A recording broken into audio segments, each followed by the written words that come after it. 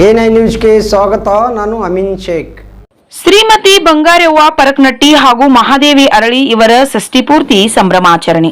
ಬೆಳಗಾವಿ ಜಿಲ್ಲೆ ಸಂಕೇಶ್ವರ ಪಟ್ಟಣದ ಬಸವೇಶ್ವರ ಸಭಾಭವನದಲ್ಲಿ ಶ್ರೀಮತಿ ಬಂಗಾರವ್ವ ಪರಕ್ನಟ್ಟಿ ಹಾಗೂ ಶ್ರೀಮತಿ ಮಹಾದೇವಿ ಅರಳಿ ಇವರ ಷಷ್ಠಿಪೂರ್ತಿ ಸಮಾರಂಭ ಅದ್ದೂರಿಯಾಗಿ ನೆರವೇರಿತು.